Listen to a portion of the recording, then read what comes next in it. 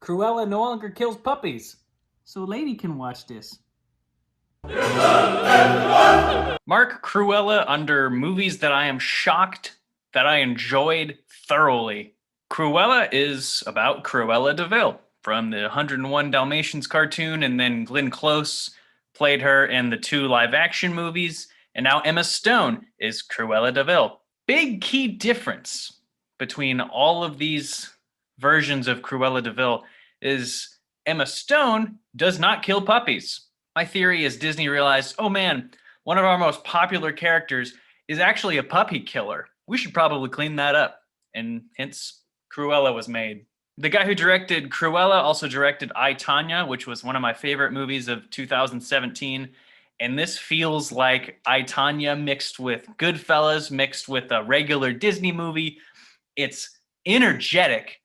It's got like at least 30 songs on it. Like, I'm pretty sure Wikipedia says the budget was between $100 million and $200 million. And I guarantee you, like 45% of that money went toward paying record companies because there are a ridiculous amount of songs in this movie. It starts off in the early 1960s and a young woman whose real name is Estelle. It kind of seems like she has split personality disorder. She has an alter ego that she calls Cruella, which is like a cruel Estella. There's lots of wordplay in this movie. And stuff happens, and Dalmatians kill her mom. She goes to London and becomes a thief with 2 other friends of hers.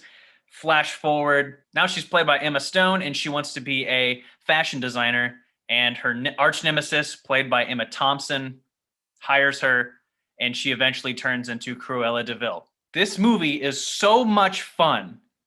I was shocked by how much I enjoyed this movie. Halfway through, I'm thinking, I thought I was going to be bored by this. But no, this is without a doubt the best live action movie Disney has made in a very long time. Sure, some of the characters we've seen before, obviously Cruella De Vil, but the story and the way that it feels, it does not feel like a Disney movie. It's hyper stylized, ridiculously fast paced, very funny. The performances are spectacular. Any scene that Emma Stone and Emma Thompson are in, it's worth the price of admission alone. They are so good. Like, both of them are just trying to outdo each other with fashion. Speaking of, this is absolutely going to win best costume design and maybe best makeup. The fashion in this movie is over the top crazy good. I don't know if you can tell by everything about me, I'm not really into fashion, but watching this is like fascinating to me. And it's set in the mid 1970s, so during the big boom of fashion on top of the punk rock movement. So basically the theme of this movie is Emma Thompson's character is kind of set in the old ways, and Cruella De Vil is punk rock. Like, she literally goes up on stage and starts singing I Want to Be Your Dog by Iggy Pop. Get it? And then there's Sympathy for the Devil by the Rolling Stones. Get it? Lots of puns with just the music choice, but the soundtrack is amazing. The performances are fun. The direction is really cool. The screenplay does not make a lot of sense. There's so many plot holes in this thing, but it doesn't really matter. Does this movie push boundaries? No. Does this create new things? Not really, other than the fashion. But this is a fun popcorn movie, fun summer movie. This is Disney finally doing something that isn't safe. Like, it's kind of safe, but it's also creatively weird. And it gets me hopeful for the future Disney live action remakes. My favorite was Aladdin, even though that was very safe.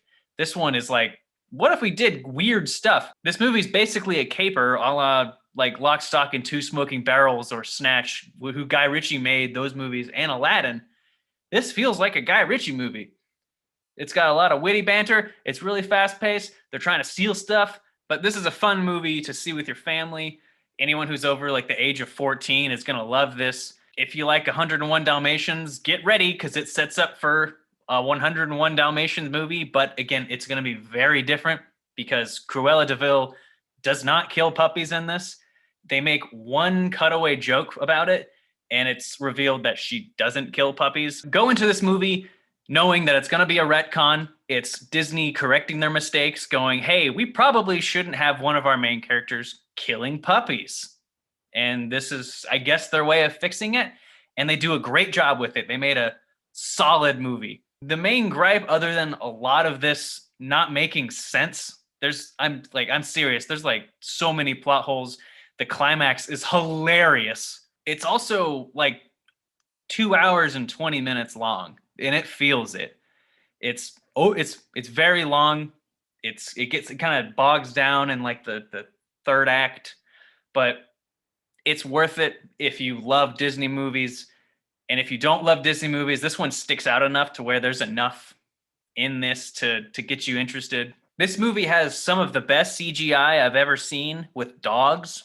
Like almost every single shot, that's not a real dog other than the close-ups. And it's super believable in like most of the shots. And then, as I said, the climax is hilarious. It looks so bad of what happens. I'm not going to spoil it. Just it's mind-boggling how a movie that has a $200 million budget looks like it was a made-for-TV movie. Cruella is the quintessential 7.5 out of 10. Good family movie, good popcorn movie. Summer's here. This is the beginning of all the summer blockbusters, and this is the first one. Go see it.